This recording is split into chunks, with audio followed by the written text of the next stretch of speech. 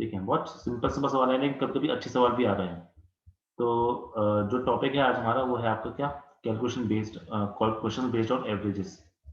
कुछ लोग इसको एवरेजेस को आपका एक दूसरे नाम से पुकारते हैं, जिसको हम क्या बोलते हैं आपका, जिसको हम बोलते हैं आपका अरिथमेटिक मीन। कुछ लोग इसको अरिथमेटिक मीन के नाम से पुकारते हैं, कुछ लोग इसको सिंपल एवरेज के नाम से पुकारते हैं। रीजनिंग और एप्टीट्यूड की बात करें तो एवरेज शब्द ज्यादा इंपॉर्टेंट माना जाता है, पर हाँ, क्योंकि आप लोग टेक्निकल हो तो आपके लिए ये शब्द आपका मीन के नाम से भी बोला जा सकता है, कोई ज्यादा खास फर्क नहीं है।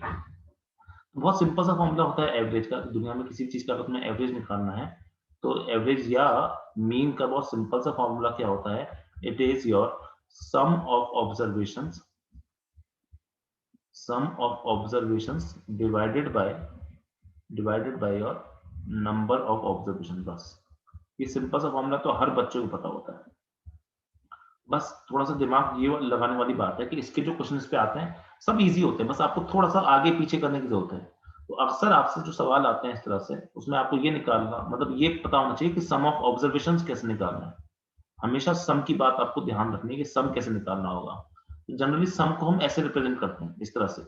ये सिग्मा का जो साइन होता है, सम ये सम का साइन होता है।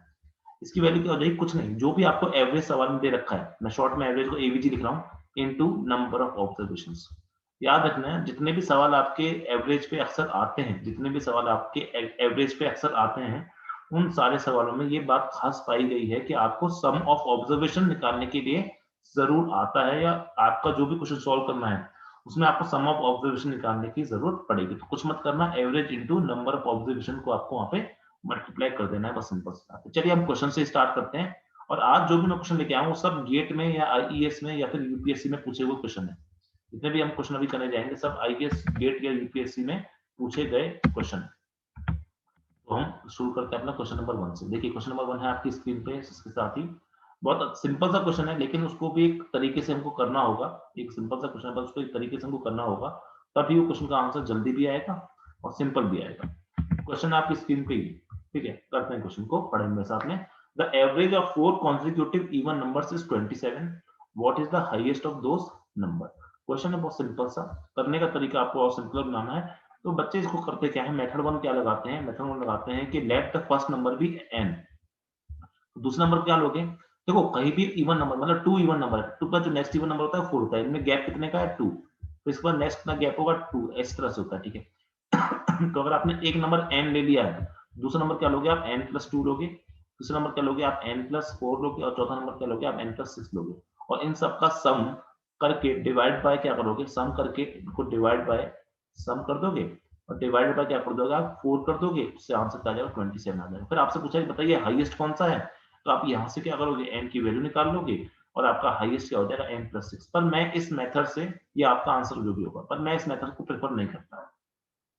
जब भी आपसे क्वेश्चन आता है कॉन्जिक्यूटिव नंबर्स के बारे में, जब भी कहीं भी क्वेश्चन, चाहे इवन हो चाहे ऑड हो चाहे कैसी भी नंबर्स हो, अगर आपका क्वेश्चन आ रहा है कि कॉन्जिक्यूटिव पे, तो आप कोशिश करिए कि इस तरह से कुछ n-1, ठीक है, कुछ इस तरह से नंबर लीजिए। देखो मुझे इतना पता है कि अगर एक नंबर मैंने n-1 ले लिया तो उसके जस्ट बाद नंबर n+1 आना चाहिए। क्यों आना चाहिए, बिकॉज दो इवन नंबर के बीच में क्या होता है आपका, 2 का गैप होता है, तो इनके बीच में 2 का गैप है, ठीक है। फिर एक 4 बनाना है तो यहाँ पे अगला नंबर क्या लेना पड़ेगा मुझे, n+3 लेना पड़ेगा।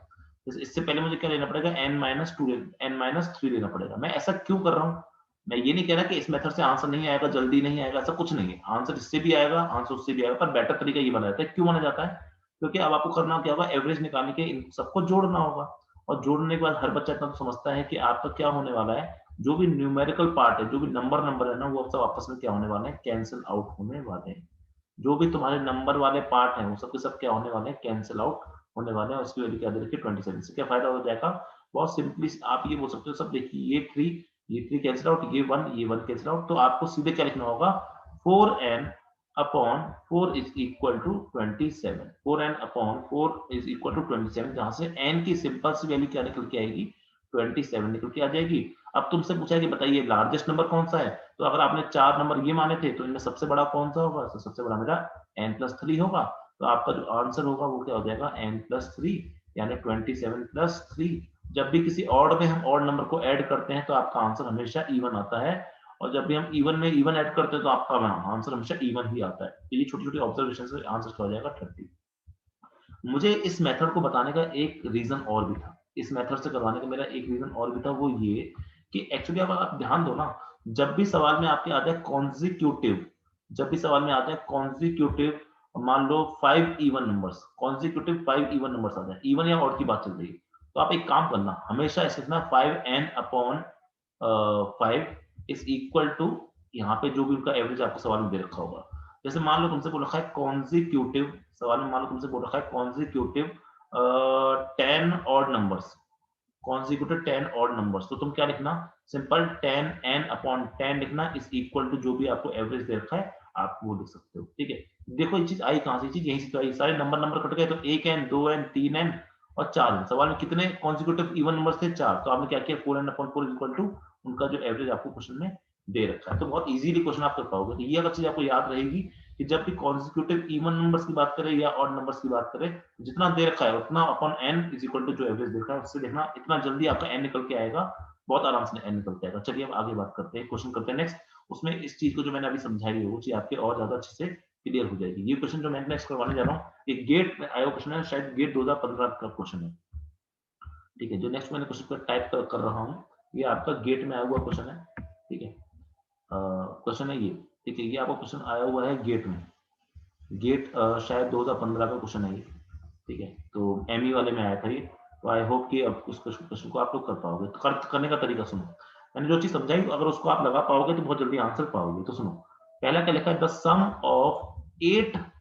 कॉन्जिक्यूटिव, अरे कॉन्जिक्यूटिव आ गया सर, ऑड नंबर्स इज 656, क्या दे रखा है 656 दे रखा है।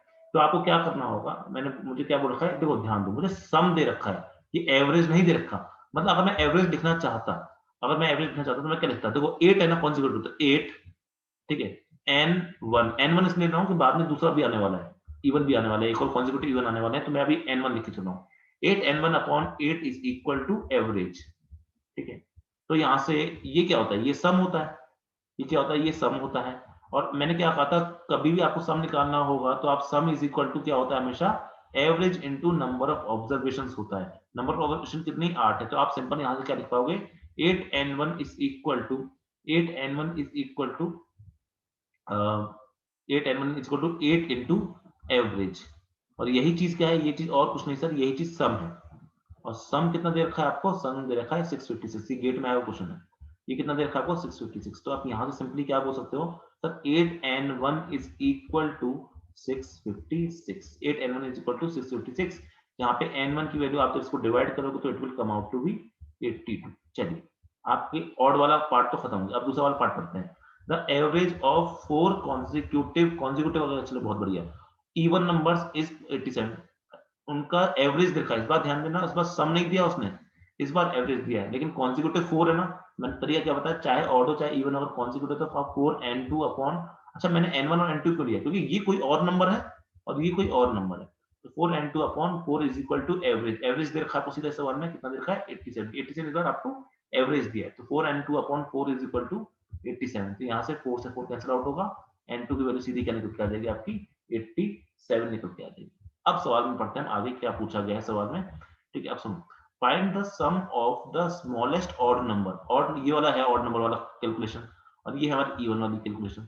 तो बोलता है कि इनमें जो सबसे छोटा ऑड नंबर होगा, इन 8 कितने नंबर थे, 8 नंबर थे ना, इन 8 में सबसे छोटा ऑड नंबर होगा वो निकालो। तो कैसे सोचोगे, सुनो, तो हमेशा कंसेप्ट क्या है, n-1 से स्टार्ट करो, तो यहाँ n1 है, दूसरा क्या हो जाएगा n1 + 1 हो जाएगा, ऑड हो चाहे इवन हो दोनों के बीच में गैप 2 का ही होता है हमेशा। तीसरा क्या हो जाएगा n1 + 3 हो जाएगा, ठीक है, और यहाँ पे क्या हो जाएगा, ये हो गए आपके 3 हो गए, ठीक है, ये 3 हो गए, और यहाँ पे क्या हो जाएगा n1 प्लस इसके बाद आपका n+3 n1 + 5 हो जाएगा। चलिए बहुत बढ़िया, ये हो गए 4, इस तरफ जाते हैं, ठीक है, 8 बनाना है हमको, यहाँ से n-1 हो जाएगा, ठीक है, यहाँ से आपका n1 - n, कुछ गलती करी क्या अपन ने इसमें, कुछ गलती नहीं, फिल करना है, ठीक है। अब सुनो, यहाँ से अगर हम जाते हैं तो यहाँ से n1 माइनस n1 - 1 हो गया, तो n1 - 3 हो जाएगा, दूसरा नंबर n1 - 5 हो जाएगा, कितने 1 2 3 4 5 6 हुए हैं, ठीक है, एक यहाँ पे लिखते हैं आप n1 - 7 कर दो, तो यहाँ पे n1 + 7 तो हो गए तुम्हारे 8 नंबर। जितने नंबर इधर आ रहे हैं ना आपके, उतने नंबर इधर आने चाहिए। यहाँ 7 तक जा रहे हो तो यहाँ भी 7, तो 1 2 3 4 5 6 7 8, 8 हो गए, 8 चाहिए थे आपको। तो सबसे छोटा ऑड नंबर क्या हो गया, n1 - 7। सबसे छोटा ऑड नंबर क्या हो गया, n1 - 7। n1 कितना है, 82। 82 में 7 गए, याद रखना, सॉरी 82 में 7 गए। अभी हमेशा इवन में से अगर ऑड नंबर माइनस करोगे तो हमेशा ऑड नंबर निकल के आता है। It will come out to be 75। It will come out to be 7। तो जो स्मॉलेस्ट ऑड नंबर है वो कितना है, 75। अब आते हैं इस पे लौट के। सवाल क्या है दूसरा, कि जो the second largest even number, सब सेकंड लार्जेस्ट, लार्जेस्ट नहीं सेकंड लार्जेस्ट, मतलब बड़ों में सेकंड वाला। तो देखो, तो यहाँ पे मैं बोलता हूँ कितने नंबर है, 4 है, तो n2 - 1 ले लो सबसे पहले। फिर यहाँ पे n2 + 1 ले लोगे, ठीक है। फिर आप n2 + 3 ले लो यहाँ पे। फिर यहाँ पे ले लो n2 + 1 + 3। यहाँ पे क्या हो जाएगा, n2 - 3 हो जाएगा, ठीक है। n2 - 3 ये हो गए तुम्हारे 4 नंबर खत्म। मैंने कहा ना, यहाँ पे 3 आ गया, यहाँ पे 3 आ गया, यहाँ पे 1 आ गया, यहाँ हो गए 4 नंबर। इनमें क्या बोला, सेकंड लार्जेस्ट। सेकंड लार्जेस्ट कौन होगा, ये होगा सेकंड लार्जेस्ट। सेकंड लार्जेस्ट कितना निकल के आ जाएगा सर, वो निकल के आता है 87 + 1। ऑड में ऑड जोड़ते हैं तो इवन निकल के आता है 88। तो ये तुम्हारा सेकंड लार्जेस्ट है, ये तुम्हारा लार्ज स्मॉलेस्ट ऑड नंबर है। इन दोनों का पूछा क्या है, इन दोनों का सम पूछा है। सम कितना हो जाएगा तुम्हारा, 88 + 75 विच इज इक्वल टू 163। ये है आपका फाइनल आंसर, ठीक है। बहुत अच्छा क्वेश्चन।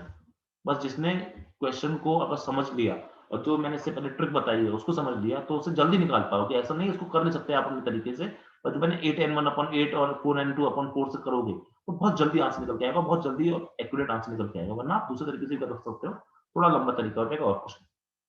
आई होप कि ये दोनों सवाल आपको अच्छे से समझ में आए होंगे। चलिए बढ़ते हैं नेक्स्ट सवाल पे, देखते हैं आपका नेक्स्ट क्वेश्चन क्या है। नेक्स्ट क्वेश्चन में आपको थोड़ा सा नई चीज देखने को मिलेगी। हर क्वेश्चन में हम कुछ नई चीज जरूर देखने वाले हैं, बस आप साथ देते रहें, आपको नई नई चीज मिलती रहेंगी। देखिए नेक्स्ट क्वेश्चन आपके सामने स्क्रीन पे जो कि लिखा है, ये क्वेश्चन आपके सामने, क्वेश्चन देखिए मेरे साथ में पढ़िए और फिर हम आपको क्वेश्चन करते हैं। ये क्वेश्चन आपका यूपीआईएएस में आया हुआ है, इंजीनियरिंग सर्विस एग्जामिनेशन क्वेश्चन आया हुआ है। बहुत सिंपल क्वेश्चन है, बहुत ही ज्यादा सिंपल क्वेश्चन है। क्वेश्चन क्या है, साथ में पढ़े। The average age of 30 players in a group is 14 years। ठीक है, बहुत बढ़िया। If the age of coach is also included, their average become 15 years। Find the age of the coach. सुनो, तो बोल रहा है कि 30 जब लोग थे, 30 लोग थे, तो उनका एवरेज था 40।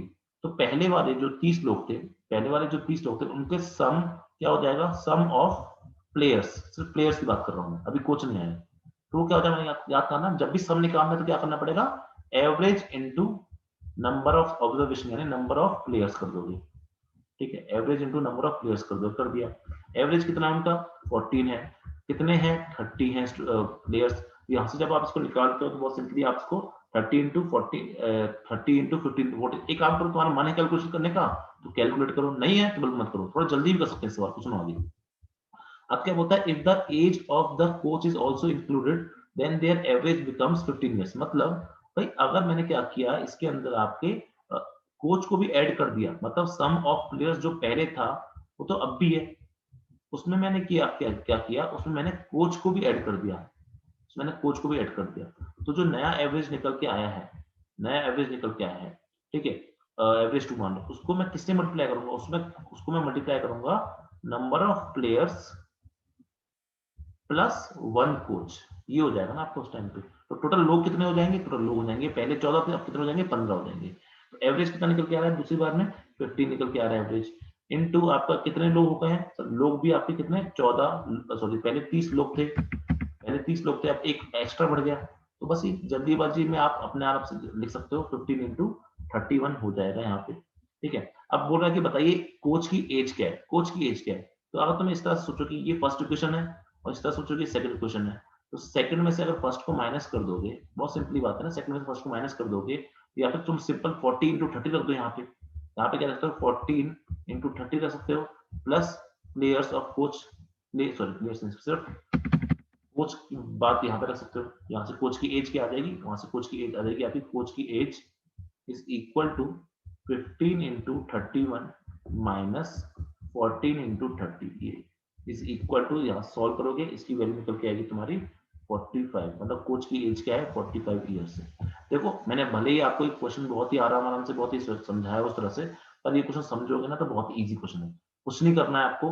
आप ऐसे सोचो, जल्दी जल्दी करने का तरीका कि सर पहले पहले का सम हो गया 30 × 14, ठीक है। बाद का सम, सर बाद का सम पहले 30 तो थे, बाद में 15 हो गया, तो बाद का सम 31 इंटू 50, बस इसमें से इसको माइनस करना, बस इसमें से इसको माइनस करना, जो भी आंसर निकल के आएगा वो क्या होगा आपका, वो एक गैप है, और वो गैप किसने, कौन लेके आया है गैप, ये गैप और कोई नहीं, कोस लेके आया है, कुछ नहीं है। मैंने कहा ना सम वाले तरीके से करो, सम निकालना सीखे तो average into number of observation, average into number of observation, और उनका उनका डिफरेंस निकालो, जब डिफरेंस निकालते हो तो एक डिफरेंस का मतलब क्या है कि इन दोनों के बीच में गैप है, और वो गैप कौन लेके आ सकता है, सर वो गैप और कोई नहीं, वो गैप आपके कोच साहब लेके आएंगे, अगर कोच साहब लेके आएंगे तो जो गैप निकल के आए वो किसका एज होगी, वो और कुछ नहीं, वो एज ऑफ कोच होगी, तो वही आंसर यहाँ से निकल के आएगा, तो 1 सेकंड से आंसर निकल के आ सकता है। बाकी तो मैंने आपको पूरा प्रोसेस के हिसाब से समझा दिया है, आई गेस की प्रोसेस आपको अच्छे से समझ में भी आएगा। चलिए करते हैं नेक्स्ट क्वेश्चन।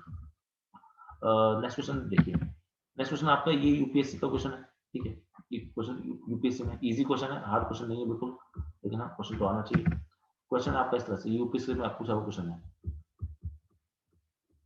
क्वेश्चन है the average age of 16 employees in an office is 28 years 3 months, ठीक है, 28 year 3 months है, ठीक है। if the two employees of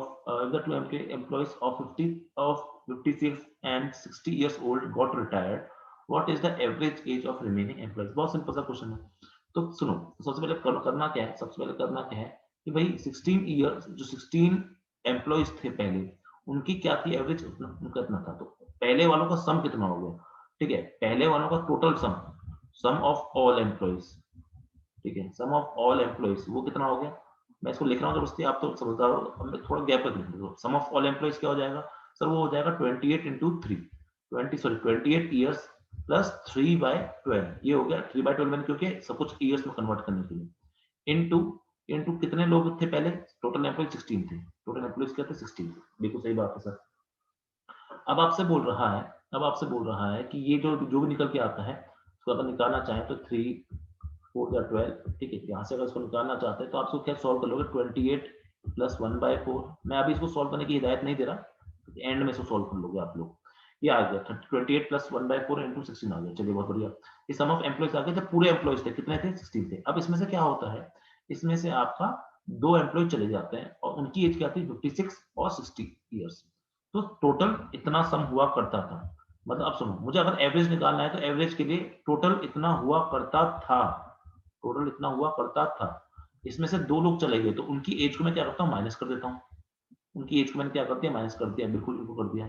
इन दोनों को हटाने के बाद पहले कितने लोग थे, पहले 16 लोग थे, इन दोनों को हटाने के बाद अब कितने लोग रह गए, पहले 16 थे, 2 हटा दिए तो कितने बच गए 14 हो गए, तो ये क्या हो गया एवरेज हो गया ना, नया average of remaining, average of remaining employees क्या हो जाएगा, उसकी वैल्यू ये हो जाएगी। इसको बड़े आराम से आप सॉल्व कर सकते हो, सॉल्व करने में कोई चिंता वाली बात नहीं है, आप इसको मल्टीप्लाई करके अपने हिसाब से अच्छे से सॉल्व कर सकते हो, ठीक है। तो जब आप इसको सॉल्व करोगे, बहुत ज्यादा मैं कैलकुलेशन पे वो नहीं दे रहा, मेरा कंसेप्ट पे है मेरा ध्यान, ठीक है। जब आप इसको सॉल्व करते हो तो it will come out to be कुछ 168/7, मैं आप 168/7 निकल के आती है, तो इसकी वैल्यू हो जाएगी आपकी 24 ईयर्स, 7 to 14, हाँ ठीक है, इसकी वैल्यू क्या निकल के 24 ईयर्स, ये इसका एवरेज निकल जाएगा, ये आपका आंसर हो जाएगा, this is your answer. 24 years का मतलब क्या है कि आपके 2 एम्प्लॉयज को छोड़ने के बाद जितने एम्प्लॉयज बचे हैं 14, उनकी एवरेज एज कितनी है 24, तो कुछ नहीं किया मैंने, क्या किया सुनो, इसमें वो चीज कर रहा हूँ गैप वाला कंसेप्ट, देखो पहले कितने थे 16 थे, 16 के कितना एवरेज था ये, तो 16 इंटू आपने क्या किया 28 प्लस 3/12 कर दिया, ये टोटल सम ऑफ ऑब्जर्वेशन किया। अब क्या हो रहा है कि एवरेज निकालना है नए का, नए का एवरेज निकालने के क्या करना है आपको, पहले पुराने जो नए वाले इनको हटाना पड़ेगा, ये लोग क्या कर रहे हैं गैप क्रिएट कर रहे हैं, कौन गैप, ये गैप है, इन्होंने गैप क्रिएट किया, और गैप क्रिएट करने के बाद क्या होगा, ये लोग गायब हो गए तो कितने लोग बचे, ये, तो सीधा आप आंसर यहाँ से लिख के आप आंसर निकाल सकते हो, जितना छोटा आप अपना कंसेप्ट रखोगे, कैलकुलेशन रखोगे, उतने ज्यादा आपके अच्छे आंसर निकल के आएंगे। चलिए इसी के साथ चलते हैं आपके नेक्स्ट क्वेश्चन पे। नेक्स्ट क्वेश्चन आपका देखिए स्क्रीन पर, ये भी थोड़ा सा नया क्वेश्चन है, मार्क्स पे क्वेश्चन आते हैं, ये जो नेक्स्ट क्वेश्चन है गेट का क्वेश्चन है, क्वेश्चन आपके मार्क्स पे भी काफी ज्यादा पूछे जाते हैं, ठीक है, मार्क्स पे काफी ज्यादा पूछे गए हैं क्वेश्चन को, इस क्वेश्चन को हम करते हैं, ये आपका क्वेश्चन गेट में पूछा गया, this is your question from gate, शायद गेट 2013 में आया है कि 12 में आया है, शायद किसी में तो आया, ठीक है। अब सुनो, इस क्वेश्चन करना है, in a school 60 boys made an average score of 55 marks and 40 girls made an average score of 45 marks, ठीक है, मतलब 60 लड़के थे, उन्होंने एवरेज कितना स्कोर किया है 50 का स्कोर, 55 का स्कोर किया है, 40 लड़के थे, उन्होंने 40 लड़कियां थी, उनका एवरेज कितना है 45 है, तो बताओ कि टोटल एवरेज क्या होगा? सर लड़का लड़की सबको मिला दिया जाए, सारे स्टूडेंट को मिला दिया जाए, तो क्या एवरेज होगा? ठीक है, ये मान के कि क्लास में सिर्फ लड़के और लड़कियां हैं, कोई नई तरह की और कोई नया तरह का वो नहीं है। तुम लोग समझ गए क्या?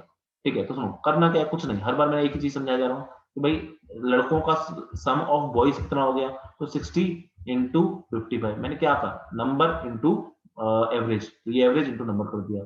ठीक है, सम ऑफ गर्ल्स कितना हो गया, सर लड़कियों का नंबर 40 और एवरेज कितना 45, तो 40 इंटू 45। ये कोई सोचने की जरूरत नहीं, आगे कौन मल्टीप्लाई करो पीछे कौन मल्टीप्लाई करो। अब बोलता है बताओ टोटल स्टूडेंट्स का एवरेज कितना हो जाएगा, तो अरे टोटल स्टूडेंट्स लड़का या लड़की ही होंगे, तो उनका सम ऑफ ऑल कितना हो जाएगा, सम ऑफ ऑल और कुछ नहीं, S B plus S G हो जाएगा। एवरेज निकालना पड़ेगा, तो नंबर ऑफ ऑल कितने नंबर, टोटल लड़के लड़कियां कितने, सर 60 प्लस 40। तो इसको मतलब आपको इसको 60 प्लस 40 से जब डिवाइड कर दोगे तो यही चीज क्या निकल के आ जाएगी, एवरेज निकल के आ जाएगा ऑल। बस सिंपल सवाल है। एस बी कितना है 60 इंटू 55, एस जी कितना है 40 इंटू 45। गेट में कैलकुलेटर मिलता है तो कैलकुलेशन वाला काम तो मेरे से मत करवाना, ज्यादा कोई बड़ी चीज भी नहीं है, क्योंकि 60 प्लस 40 100 होता है, बस ऊपर वाली चीज को मल्टीप्लाई करना है और आंसर निकालना है। तो क्या यहाँ 60 into 55 plus 40 into 45 by 60 into plus 40 करके कैलकुलेटर का इस्तेमाल भी आप कर सकते हो, गेट में कैलकुलेटर अलाउड होता है। और जब इसकी वैल्यू आप निकालते हो तो इसकी वैल्यू बहुत सिंपल से निकल के आती है, क्या इसकी निकल के आती है वैल्यू 51, इसकी वैल्यू निकल के आती है 51। ठीक है, बहुत इजी सा क्वेश्चन था, पर हाँ ये गेट में आया हुआ क्वेश्चन है। पता नहीं बच्चे क्या गलतियां करके आते हैं इसमें, आई डोंट नो, पर गलतियां करके आते हैं बच्चों के आंसर गलत भी आते हैं। तो आई होप कि आपको तो गलती, आपसे तो गलती नहीं होगी। और उसके लिए हम चलते हैं आपका नेक्स्ट क्वेश्चन पे, जो थोड़ा सा अलग है आपका। ठीक है, क्वेश्चन नंबर नेक्स्ट पे चलते हैं। ये क्वेश्चन आपका आईईएस में यानी इंजीनियरिंग सर्विस एग्जामिनेशन में पूछा गया है। ठीक है, हम अपना जो लेवल है वो गेट आईएएस और यूपीएससी तक रखना चाह रहे हैं, बाकी एसएससी या बैंक तक नहीं लेके जाना चाह रहे हैं, क्योंकि आपका टाइम इंपॉर्टेंट है। ये जो सवाल है ये आपका ईएसई में पूछा गया है। ठीक है, शायद सिविल वाले पे पूछा गया है। सुनो, engineering service examination, the average of 13 observation is 668। वही देखो देखो वापस average, sorry observation average multiply कर देना बस। among them the first the average of first 7 observation is 63। पहले 7 का 63 है, तो 7 into 63। that of the last 7 is 70। तो आखिरी 7 का 70 है, तो बताओ 7th वाली क्या होगी। तो बहुत ही रद्दी क्वेश्चन। क्या बोलता है, सुनो, अगर मैं बोलता कि एवरेज ऑफ 13 ऑब्जर्वेशन, मतलब आपका सिंपल सा कि A1 प्लस A2, मैं समझाने के तरीके से कर रहा हूँ, वरना बाद में मैं डायरेक्ट करूंगा। देखना, यहाँ से जाकर फिर यहाँ पे A7 आया होगा, फिर यहाँ से A8 आया होगा, 30 लेना सॉरी, यहाँ से जाते हुए यहाँ तक A12 प्लस A13, ये कितना हो जाएगा, this is given to be sum L, this is given to be 68 into 13 हो जाएगा। सम लिख रहे हैं ना, सम का मतलब एवरेज इंटू नंबर। आगे बात करते हैं, among them the first average of first 7 is observation. ये पहले 7 का A1 plus A2 plus A3 ऐसे जाते रहे और कहां तक, पहले 7 तक। इनका सम कितना, इनका एवरेज कितना दे रखा है 63, मतलब 7 है ना, तो 63 इंटू 7 कर दोगे, बहुत बढ़िया। उसके बाद क्या बोला, आखिरी 7 का, तो एक काम करो ऐसे लिखा करो हमेशा, यहां से लिखना शुरू करो, A7 plus A8 plus A9 ऐसे लिखो, A9। इसके नीचे लिखने से मैं क्यों बदल रहा हूँ तरीका, क्योंकि इससे लिखने से क्या होता है, कितने थे टोटल, 13 थे ना, 30 बन जाएंगे। यहाँ का होगा तुम्हारे, तो ये होगा तुम्हारे 70 इंटू 7 होगा, ये भी 7 होगा। इससे फायदा क्या होगा, तुम्हें दिखेगा कि इसके बाद ही शुरू हो रहा है। तो मैं एक बात पे ध्यान दो, अगर इसको मैं इक्वेशन 1 बोल देता हूँ और इसको मैं इक्वेशन 2 बोल देता हूँ, दोनों का अगर इक्वेशन 1 2 बोल दिया, तो मैं अगर 1 प्लस 2 करता हूँ, अगर मैं 1 प्लस 2 करता हूँ, तो तुम एक बात पे ध्यान दो, क्या निकल के आने वाला है, A1 plus A2 plus A3 सब निकल के आएगा, और फिर A13 तक आप चले जाओगे। बस एक गड़बड़ हो जाएगी, क्या, इसमें आपका A7 2 बार आ गया गलती से, इस पूरे के अंदर A7 आपका बीच में आ गया है और वो 2 बार आ गया। तो आप एक काम करो, एक बार उसको अलग से लिख लो, एक बार उसको अलग से लिख लो। यहाँ पे तो क्या गया 1 से लेकर 13 तक आ गया, एक बार अलग से लिख लिया, क्योंकि 2 बार आ गया था ना, दोनों को अगर ऐड करते हो तो ये 2 बार आता। तो एक को तुमने थोड़ा सा अलग लिख लिया, बहुत बढ़िया। ठीक है, तो अब इनको जोड़ोगे 63 इंटू 7 प्लस 70 इंटू 7। देखो इसको सॉल्व करने का तरीका क्या होता है, सिंपल 63 प्लस 70 इंटू 7 लिखा दो, ताकि सॉल्व करने में थोड़ा सा आसानी रहे। यहाँ से क्या आ जाएगा तुम्हारा 133 इंटू 7। चलिए, वो तो कह रहे कैलकुलेटर है आपके पास, चिंता नहीं है। अब ये वाली चीज क्या है, ये वाली चीज, ये तो सबका सम है 1 से लेकर 13 तक, और 1 से लेकर 13 तक तो मैं सम दे तो रखा है 68 इंटू 13। बस इसको उठा के यहाँ पे यूज करो, और जब यहाँ पे यूज करते हो तो 68 into 13 plus A7 is equal to 133 into 7, और यहाँ से तुम्हारी बहुत सिंपली A7 की वैल्यू निकल के आ जाएगी। सिंपली A7 की वैल्यू क्या आ जाएगी, 133 इंटू 7 माइनस 68 इंटू 13। बच्चा इस कैलकुलेटर के इस्तेमाल से या बिना कैलकुलेटर इस्तेमाल से भी इस क्वेश्चन को बड़े आराम से सॉल्व कर सकता है, और इसकी वैल्यू निकल के आती है, शायद इसकी वैल्यू होती है आपकी 931 और इसकी वैल्यू होती है आपकी 884। कैलकुलेटर के इस्तेमाल से आप निकाल लोगे और इसका आंसर निकल के आएगा क्या, इसका आंसर निकल के आएगा 47। This is your answer. ठीक है, तो आई होप ये वाला क्वेश्चन समझ में आया होगा, बहुत आसान सा क्वेश्चन है। अब तो मैं समझाता हूँ कि इसको तो और जल्दी कैसे कर सकते हैं। तो सुनो, मैंने वही कहा कि जब भी आपके ऐसे नंबर आते हैं तो आप गैप ढूंढा करो। तो आपने क्या किया, टोटल नंबर, टोटल क्या है सर, टोटल है 13 into 68। टोटल क्या, 13 into 68, बिल्कुल सही बोल रहे हो सर आप। फिर इसमें से क्या करता हूँ मैं, इसमें से क्या करता हूँ सर, मैं एक काम करता हूँ, ये क्या है, पहले से आपका 7 into 63, तो इसमें से मैं 7 into 63 हटा देता हूँ। इसमें से मैंने क्या किया, 7 into 63 हटा दिया, बिल्कुल हटा दिया। फिर मैं इसमें बाद में क्या 7 और 70 है, तो मैं इसमें से क्या करता हूँ, उसमें 7 into 60 भी हटा देता हूँ। ठीक है, अब ये करने में एक गड़बड़ हो गई, लेकिन ये करने में क्या हो गई, एक गड़बड़ हो गई, क्या कि आपका जो 7th नंबर था ना, 7th नंबर जो दोनों बार आया था वो रिपीट हो गया। ठीक है, तो आपने उसको 2 बार मिटा दिया। इनमें क्या किया आपने, ये सब करने के चक्कर में एक गलती आपसे क्या हो गई कि आपने जो 7th नंबर था उसको 2 बार मतलब लिखा, जिसकी वजह से वो एक बार ज्यादा माइनस हो गया। तो बोल दो कि इनका जो भी आंसर यहाँ से निकलने आने वाला होगा, इनका जो भी आंसर यहाँ से निकल के आने वाला होगा ना, वो होगा एक गैप, वो नेगेटिव में निकल के आएगा। जो भी आंसर निकल के आएगा वो नेगेटिव निकल के आएगा। नेगेटिव में क्यों, क्योंकि ऑब्वियसली आपका 7 2 बार आ गया ना, 2 बार माइनस किया है, तो एक बार जो माइनस किया है वो नेगेटिव में आंसर आएगा। तो नेगेटिव नेगेटिव छोड़ो, एक जो भी आंसर यहाँ निकल के आएगा ना, वो और कुछ नहीं है, वो गैप है। और गैप आया किसकी वजह से, वो जो 7th नंबर 2 बार रिपीट हुआ ना, उसकी वजह से आया। और कुछ नहीं होगा, जो आपका A7 होगा या 7th नंबर होगा ना, वो ये गैप होगा। जो भी आप गैप लेके आ रहे हो वो आपका होगा। तो ये इस गैप वाले तरीके से काफी क्वेश्चन होते हैं, पर आप अगर बेसिक तरीके से भी जाओगे तो आराम से तभी क्वेश्चन कर पाओगे, ज्यादा टाइम उसमें नहीं लगता है। चलिए इस तरह से कुछ चलते हैं। आपका नेक्स्ट क्वेश्चन अच्छा क्वेश्चन है, नेक्स्ट क्वेश्चन आपका अच्छा क्वेश्चन है, और ये क्वेश्चन आपका गेट में आया हुआ है, यूपीएससी में आया हुआ, सॉरी गेट में इसका अगला क्वेश्चन आएगा। ये आपके लिए मैंने क्वेश्चन चुन चुन के लाया हूँ। चलिए ठीक है, देखते हैं। जो नेक्स्ट क्वेश्चन है ये आपका यूपीएससी में क्वेश्चन आया हुआ है। नेक्स्ट क्वेश्चन बच्चों आपके सामने, ये आपका क्वेश्चन यूपीएससी का उठाया हुआ क्वेश्चन है। ठीक है, चलिए करते हैं इस क्वेश्चन को साथ में, देखते हैं आपका आंसर आता है नहीं आता है। तो मैंने जो तरीका बताया था अभी आपको, उसी तरीके से इसको भी अप्लाई करना है। क्वेश्चन क्या है आपका, the average rainfall of Sunday Monday and Tuesday. तो ऐसे लिखो, Sunday Monday and Tuesday, average दिखाए ना, सम निकाल रहे हैं। तो 12 कितने दिन है, एक दिन, 2 दिन, 3 दिन, तो इज इक्वल टू 3 into 12। ठीक है, बहुत बढ़िया। उसके बाद क्या दे रखा है, and that of Monday Tuesday Wednesday, Monday Tuesday और वेडनेसडे का सम कितना एवरेज कितना रखा है, 14, वो भी 3 दिन है ना, तो उसको ऐसे लिखो नीचे नीचे करके, मंडे ट्यूसडे प्लस वेडनेसडे अलग से आता है, और इसका वैल्यू क्या हो जाएगी, ये भी 3 दिन है, उनका एवरेज कितना दे रखा है, 14, लिख दिया, बहुत बढ़िया। उसके बाद क्या होता है, if the average rainfall on Sunday, if the average rainfall on Sunday, सिर्फ संडे का दे रखा है, एवरेज रेनफॉल संडे संडे को, ठीक है, अब संडे ये संडे था, सैटरडे नहीं था। संडे को बोलता है कि सिर्फ संडे को अगर आपकी बात करें तो 9 सेंटीमीटर बारिश होती है। तो ये एस की वैल्यू आपको 9 दे दी, एस की वैल्यू क्या दे दी आपको, 9 दे दी। चलिए बहुत बढ़िया बात है। अब बोल रहा है कि भाई बताइए कि what is the value recorded on Wednesday. बताओ वेडनेसडे को कितनी बारिश हुई होगी। सवाल है सिंपल सा कि वेडनेसडे को कितनी बारिश हुई होगी। तो एक काम करो, इसको मैं 1 बोल देता हूँ, इसको मैं 2 बोल देता हूँ। सिंपल सी बात है, 1 में से 2 को माइनस कर दो।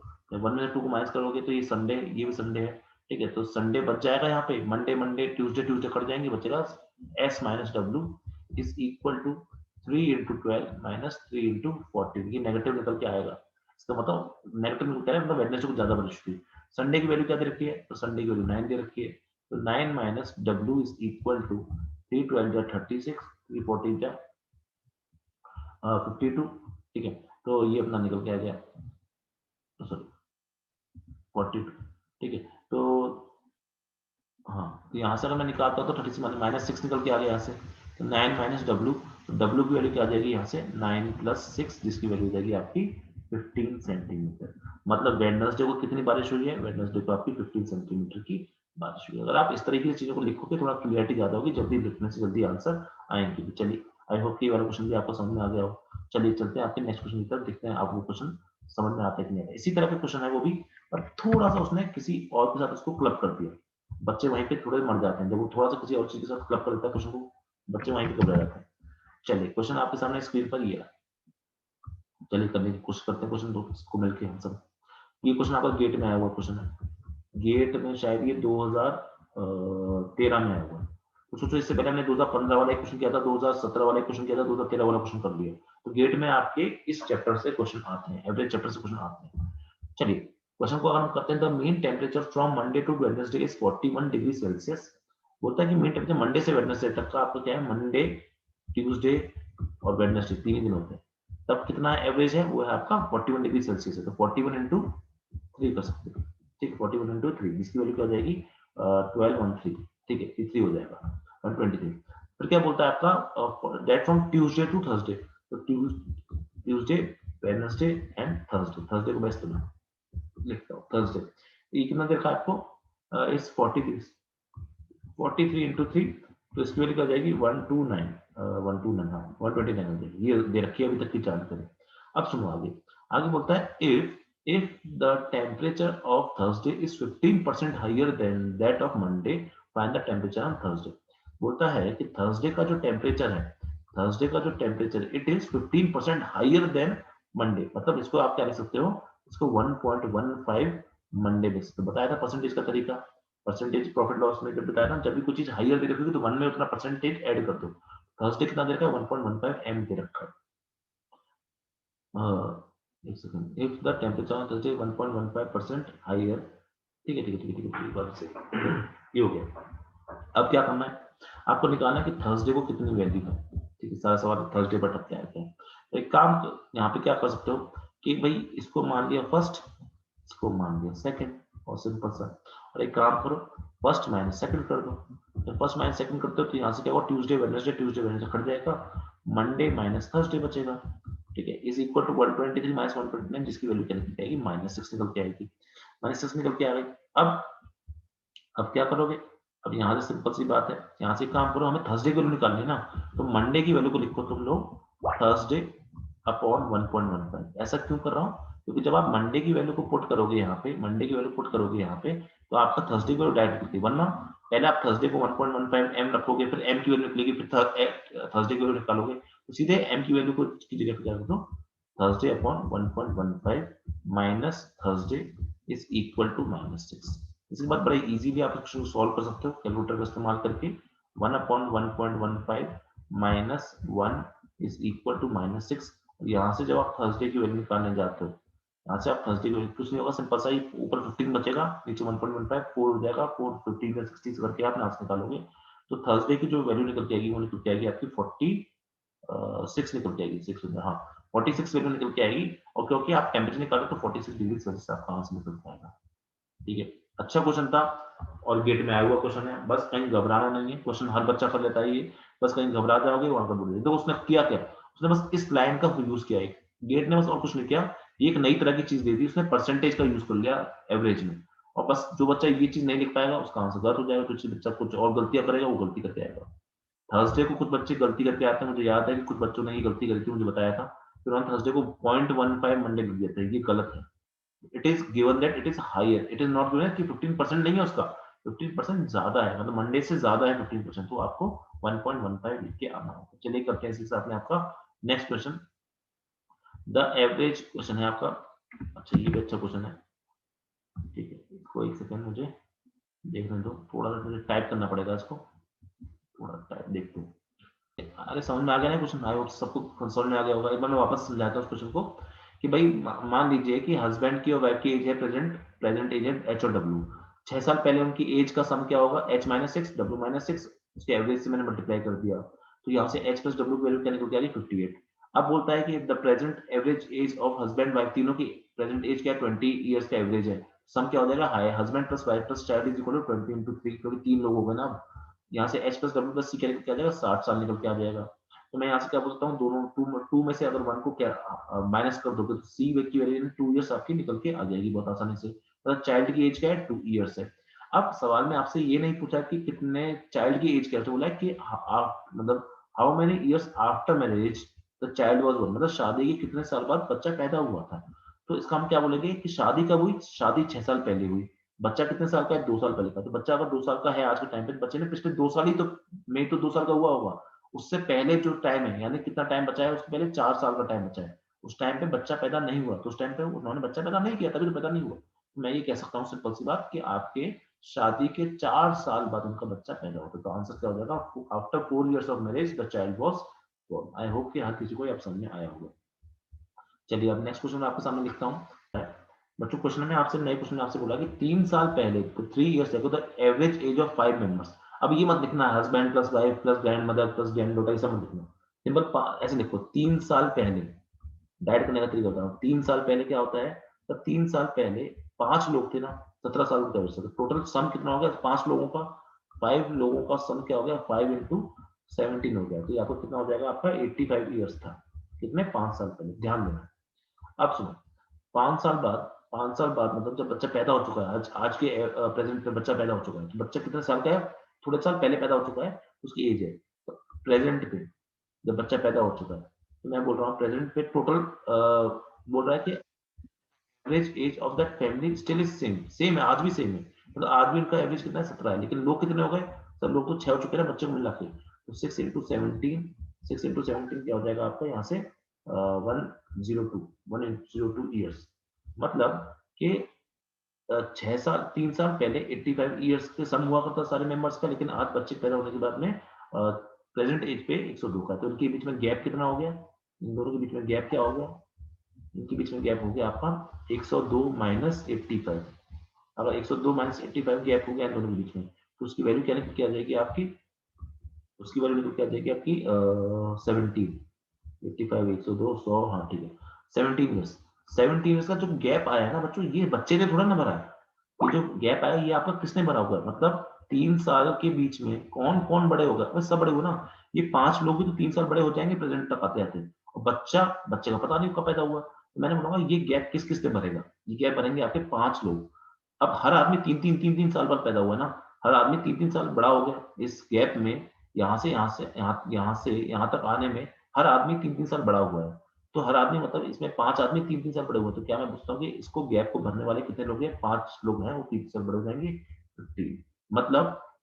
और बाकी गैप बच्चे की एज होगी। ये बच्चे की एज होगी। तो मैंने बोला 17 साल टोटल गैप है। उसमें से 15 साल जो है वो 5 लोग जो थे बड़े-बड़े वो खा गए। बचा कितना? 2 साल। ये 2 साल किसने भरे होंगे? ये 2 साल और किसी ने, इस बच्चे ने भरे होंगे। ये 2 साल किसने भरे होंगे? और किसने? बच्चे ने भरे। तो आंसर क्या हो जाएगा? द चाइल्ड एज या बेबी की एज क्या हो जाएगी? तो बेबी की एज हो जाएगी आपकी 2 इयर्स। प्रेजेंट में बच्चा कितने साल का है आपके सामने? 2 साल का बच्चा है। क्योंकि यही तो वो है जो गैप बच्चा भर रहा है उस फैमिली की एवरेज को बनाए रखने के लिए। आई होप कि ये वाले क्वेश्चन भी आपको आप लोगों के अच्छे से समझ में आ गया होगा। कोई दिक्कत तो होनी नहीं चाहिए। आपके सामने क्वेश्चन लिखा हुआ है स्क्रीन पे, इसको सॉल्व करने की कोशिश करते हैं, देखते हैं हम क्वेश्चन कर पाते नहीं कर पाते हैं। तो ये क्वेश्चन पढ़ लेते हैं। The average of 7 numbers is 36। 7 नंबरों का एवरेज आपको 36 दे रखा है। तो एक बार हम इसको डेटा जो दे रखा है उस हिसाब से क्वेश्चन करते हैं शुरू। तो मैंने बोला था कि भाई पहला A1 plus A2 plus A3 ये अगर मुझे निकालना है तो 7 नंबर दे रखे हैं, तो उनका एवरेज 36 इंटू 7 हो जाएगा। 36 इंटू 7 हो जाएगा। चलिए बहुत बढ़िया बात है। अब सुनो, if one of them exceeds the average of the remaining numbers by 7। बताया कि एक जो नंबर है ना, सातों में से जो एक नंबर है वो बाकी सबके एवरेज से 7 ज्यादा है। ठीक है, बाकी सबके एवरेज से क्या है? कितना ज्यादा है? 7 से ज्यादा है, मतलब 7 प्लस है। ठीक है, तो मतलब मैं इसको A7 मान लेता हूँ। इसको मैं क्या मतलब जो मेरे जो ये वाला नंबर है उसको मैं जान के A7 मान लेता हूँ। तो बोलता है कि जो A7 है ना वो बाकी नंबरों के एवरेज से 7 ज्यादा है। ठीक है, बड़ा अच्छा क्वेश्चन। तो मैं A7 की अगर मैं बात करूँ तो A7 क्या हो जाएगा? ये क्या है? बाकी जो भी नंबर है यानी A1 plus A2 plus A3 से लेके A6 तक, इन सबके एवरेज से 7 ज्यादा है। तो ये दो कंडीशन समझ में आ रही है मेरे बहुत अच्छे से। तो सबसे पहले चीज मैं क्या करूंगा? सबसे पहली चीज मैं क्या कर पाऊंगा? यहाँ से मैं A1 plus A2 plus A3, ठीक है, प्लस प्लस प्लस A7, इसकी वैल्यू क्या है? 30। सॉरी, मैं वापस लिख रहा हूँ। यहाँ से आप क्या कर सकते हो? यहाँ से आपका देखो, यहाँ से मैं आपका निकालना चाहूंगा तो A1 plus A2 plus A3 से लेके A6 तक की वैल्यू निकाल सकता हूँ। क्या आ जाएगी आपकी? वो आ जाएगी आपकी 6A7 माइनस 42। 6A7 माइनस 42 बस सिंपल सी वैल्यू है। मैंने बस मल्टीप्लाई क्रॉस मल्टीप्लिकेशन से निकाल दिया। ये दो इन्फॉर्मेशन दे सकती थी। अब मैं क्या करूंगा? यहाँ से लेकर यहाँ तक की जो वैल्यू है इसको उठा के यहाँ पटक दूंगा, क्योंकि यहाँ पे तो कहीं A6 आएगा, इसकी वैल्यू यहाँ से यहाँ तक आ जाएगी। जब यहाँ से यहाँ तक आ जाएगी फिर मेरे पास क्या होगा? मैं क्या लिखता हूँ यहाँ पे? 6A7 minus 42, 6A7 minus 42 is plus A7 is equal to 36 into 7 लिखता हूँ। 36 इंटू 7 लिखता हूँ। ये सारी चीजें मैं कर सकता हूँ बड़े अच्छे से। बहुत आराम से कर सकता हूँ ये वाली बात। तो मैं क्या बोलूँगा, यहाँ से आप क्या निकाल सकते हो, यहाँ से आप A7 निकाल सकते हो। एक बार A7 आ गया ना, फिर तो आप कुछ भी करते रहो, कुछ में कोई दिक्कत नहीं। A7 आ गया आपका, A7 की वैल्यू जो आप निकालते हो, A7 को जब आप वैल्यू निकालोगे तो इसकी वैल्यू निकल के आएगी, आप सॉल्व करना, इसकी वैल्यू निकल के आएगी आपकी 42। A7 वैल्यू जो आप निकालोगे सॉल्व करके तो इसकी वैल्यू निकल के आती है आपकी 42। चलिए 42 आ गई इस वैल्यू सॉल्व। अब क्या करना है आपको, बाकी देखो इसका आंसर आ गया 42। बोलता है सम ऑफ द रिमेनिंग नंबर्स, मतलब A1 से लेके सारे तक, ठीक है, यहाँ A6 तक। तो तुम ध्यान दो इस वाली क्वेश्चन पे, ये वाली क्वेश्चन, इसको तुम क्या लिख सकते हो, इसको लिख सकते हो 6A7 माइनस 42 लिख सकते हो। A7 तुम्हें पता चला 42 है, बस A7 की जगह पे तुम्हें 42 रखना है, फिर क्वेश्चन सॉल्व करना है। करोगे तो ये तुम्हारा 5 इंटू 42 निकल के आएगा, क्योंकि 6 इंटू 42 माइनस 42,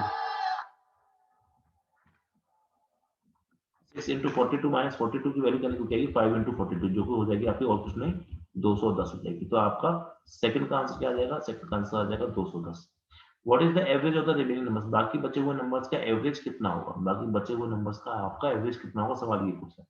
तो वो होता है what is the average of remaining number. तो इसमें क्या करेंगे, सिंपल सी बात, कोई बहुत बड़ी चीज नहीं है, कुछ नहीं, तो सबका सम पता है, A1 प्लस A2 से लेके A6 तक डिवाइड बाय 6 कितना है, 210 है, डिवाइड बाय आपको 6 करना है, इसकी वैल्यू बड़े प्यार से आराम से आप निकाल सकते हो, it will come out to be 30। तो इनमें से कोई भी क्वेश्चन आपसे एग्जाम में पूछ ले, इनमें से कोई भी क्वेश्चन आपसे एग्जाम में पूछ ले, कोई भी आप क्वेश्चन आप निकाल सकते हो। अच्छा क्वेश्चन था, बहुत सारे क्वेश्चन चीज पूछिए, देखो तुम ध्यान दो, उल्टा हमें क्वेश्चन पूछिए, पर कोई इससे मतलब नहीं, आपको आंसर समझ में आना चाहिए और कुछ नहीं। आई होप कि ये वाला क्वेश्चन भी आपको अच्छे से समझ में आया होगा। चलिए एक क्वेश्चन हम और कर लेते हैं, ठीक है। चलो एक क्वेश्चन है जो ये फेमस क्वेश्चन, ये वाला क्वेश्चन भी गेट में आया हुआ है, ठीक है, जो हम नेक्स्ट क्वेश्चन कर लेते हैं एक बार, ये भी गेट में आया हुआ क्वेश्चन है। मतलब ये क्वेश्चन जो है ना निकाल लिया उतनी देर में, पर हम ट्राई करते हैं अपना क्वेश्चन। देखिए क्वेश्चन क्या हो जाएगा आपका, क्वेश्चन जो देखा है इसको वापस पढ़ लेते हैं, पढ़ने में क्वेश्चन नहीं है। तो एवरेज ऑफ 80 नंबर इज 14, बोला 18 नंबर का जो एवरेज है 14 है। बट हमें बाद में पता चलता है, कि हमने क्या किया है, it was found that while calculating the average a number 37 is taken. जो इंग्लिश पढ़ो यहाँ पे बस इंग्लिश का ज्ञान है, यहाँ पे आपको इंग्लिश समझनी है अच्छे से। 37 इज टेकन एज 73, मतलब आप 37 को लेना चाहते थे और गलती से आपने उसको 73 ले लिया, तो 37 सही नंबर है, 73 गलत नंबर है। 37 गलत नंबर है, सॉरी करेक्ट नंबर ने पूछा, करेक्ट एवरेज निकालना है, करेक्ट नंबर 57 ही हो जाएगा। तो बोलता है कि देखो सम, मैंने बोला कि सम कितना हो जाएगा सर, सम हो जाएगा आपका 18 इंटू 14 हो जाएगा सम। लेकिन क्या हुआ कि इन 14 नंबर में से एक नंबर आपने गलत ले लिया, आपने उसको 73 ले लिया, 73 नहीं लेना चाहिए था। अगर नहीं लेना चाहिए तो कोई बात नहीं, इसमें से 73 सब में से 73 हटा दो, हटा दिया। लेकिन एक्चुअल नंबर भी तो लेना पड़ेगा ना, तो सही नंबर था लेना पड़ेगा, सर सही नंबर क्या 37, तो आप क्या करो उसको 37 जोड़ दो। इस पूरी प्रक्रिया में क्या हुआ कि आपने जो गलत नंबर था उसको हटा दिया और सही जो नंबर था उसमें जोड़ दिया। डिवाइड बाय, डिवाइड बाय तो अभी भी नंबर तो तुम्हारे 14 ही है ना, देखो टोटल 14 नंबर थे, उसमें से एक हटा दिया एक लगा दिया, तो अभी भी कितना है, एवरेज क्या है आपका 14 से ही निकालना पड़ेगा। बहुत सिंपल सा क्वेश्चन है, इस तरह से आप क्वेश्चन को सॉल्व कर सकते हो। आखिर में आंसर क्या आ जाएगा आपका, इसको सॉल्व करना है, इसका आंसर निकल के आएगा 12। इसका आंसर क्या निकल के आएगा, इसका आंसर निकल के आएगा 12। ठीक है, तो आई होप कि एवरेज के जो अलग अलग तरह के क्वेश्चन होते हैं आप उनको समझ पाओगे। ठीक है, ये क्वेश्चन भी आपका गेट में आया कई बार, मल्टीपल टाइम्स ही गेट में आपको क्वेश्चन पूछा गया है, अलग अलग स्ट्रीम्स में, अलग अलग एग्जाम्स में, अलग अलग आपका सालों में क्वेश्चन कई बार पूछा गया है। ठीक है, बहुत सिंपल सा क्वेश्चन है, लेकिन और कई बार पूछा जा रहा है, तो मतलब आपको ये पता नहीं चाहिए कि भाई क्वेश्चन को जल्दी भी करना होगा और सही भी करना होगा। तो आई होप कि आज की क्लास आप सबको अच्छे समझ में आई होगी। ठीक है, एवरेज का टॉपिक आज यही समाप्त हो रहा है। कल की क्लास कुछ ज्यादा इंपॉर्टेंट है, जो टुमारो हम क्लास लेंगे, जो कल क्लास लेंगे, टुमारो बोलता हूँ, कल क्लास लेंगे वो इंपॉर्टेंट है। कल हमारी क्लास है डीआई की। देखो रीजनिंग एप्टीट्यूड में ना कुछ टॉपिक्स हैं, एलआरडीआई, अलजेब्रा और ये सब क्वेश्चन होते हैं, क्यूब्स एंड ये सब। तो उसमें डीआई एक चैप्टर होता है जिसका नाम होता है डेटा इंटरप्रिटेशन। डेटा इंटरप्रिटेशन का टॉपिक होता है। ठीक है, ये काफी इंपॉर्टेंट टॉपिक है और ये आपका गेट में इसके, ये मान के चलो तुम्हारे एग्जाम में गेट से अगर एफटी में अगर 5 क्वेश्चन आएंगे तो उसमें से एक क्वेश्चन डीआई का जरूर होगा, एलआरडीआई क्वेश्चन होता है, एक क्वेश्चन डेटा इंटरप्रिटेशन का जरूर होगा, जिसमें क्या होता है, जो ग्राफ्स बने होते हैं, ग्राफ्स बने होंगे, हिस्टोग्राम बना होगा या फिर आपके चार्ट बने होंगे। ठीक है, जिसमें पाई चार्ट होता है। ठीक है, एक्स वाई ग्राफ, मतलब बहुत सारी चीजें होती हैं। ठीक है, तो इसके हम क्या करेंगे, कल इन सब के ग्राफ का एक क्वेश्चन कर लेंगे, हिस्टोग्राम का एक क्वेश्चन कर लेंगे, पाई चार्ट का एक क्वेश्चन कर लेंगे, और मैं आपको समझाने की कोशिश करूंगा कि इन क्वेश्चन को करते कैसे, जल्दी जल्दी भी और एक्यूरेट भी। तो उनके एक एक क्वेश्चन को हम उठाएंगे। ठीक है, तो ये काफी ज्यादा इंपॉर्टेंट क्लास है डेटा एंट्री, इसका तो गलती से भी मिस मत कर देना। ठीक है, मैं आगे बताता हूँ कि आगे हम उसके बाद और क्या पढ़ने वाले हैं। उसके बाद हमको पढ़ना है टाइम एंड वर्क। ये एक टॉपिक है जो आपको पढ़ना है, इंपॉर्टेंट टॉपिक है। 100% एक सवाल यहाँ से आपकी गेट में देखने को मिलता है हर 2 साल में एक बार आपको अच्छे से। ठीक है, अगर हम बात करें उसके बाद हमको क्या पढ़ना पड़ेगा, तो उसके बाद हम पढ़ेंगे आपका डाइस प्रॉब्लम्स। ये डाइस प्रॉब्लम भी आपका 3-4 साल में एक आध बार पूछ ली जाती है, बहुत ज्यादा इंपॉर्टेंट नहीं है पर अच्छी प्रॉब्लम से पूछी गई है। और फिर हम करेंगे आपका सिलोजिज्म। 100% एक सवाल यहाँ से आएगा ही आएगा। सिलोजिज्म क्या होता है कि boys or girls, girls or boys, इस तरह के सवाल होते हैं। ठीक है, और एक प्रॉब्लम और हम करेंगे वो है आपका रिलेशंस। रिलेशंस करेंगे। ठीक है, तो ये मान के चलो कल आपका डीआई खत्म हो जाएगा और मेरे हिसाब से कोई एक और टॉपिक या तो रिलेशन या हम सिलोजिज्म को भी कल खत्म कर पाएंगे। ठीक है, बाकी डाइस प्रॉब्लम को हम एक टॉप क्लास में खत्म करेंगे और उसके बाद कुछ एक्स्ट्रा टॉपिक्स और उठा लेंगे। एक्स्ट्रा टॉपिक और उठा लेंगे हम डाइस के साथ में। और टाइम एंड वर्क में आपको एक क्लास लगेगी। टाइम एंड वर्क को हम कभी कभी टाइम एंड डिस्टेंस के साथ ही पढ़ते हैं, टाइम डिस्टेंस एंड स्पीड के साथ ही पढ़ते हैं, बहुत सिंपल टॉपिक्स है। तो कभी कभी इन दोनों का मिला के पढ़ते हैं। तो ये 2 टॉपिक हम एक क्लास में खत्म करेंगे। तो मान लीजिए आपकी 3 से 4 क्लास और बची हैं। एक एक घंटे के हिसाब से अगर मैं बात करूँ तो 3 से 4 क्लास में आपका सिलेबस खत्म हो जाएगा रीजनिंग एंड एप्टीट्यूड का।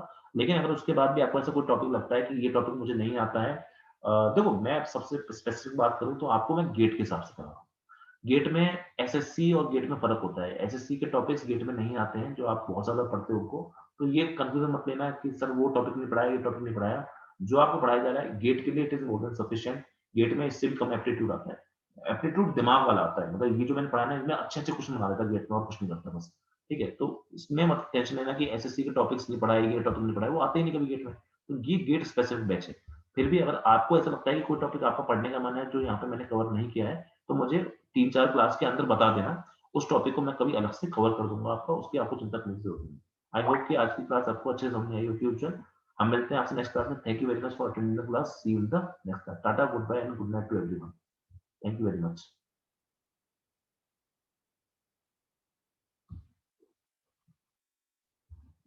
Thank you very much Ujjwal.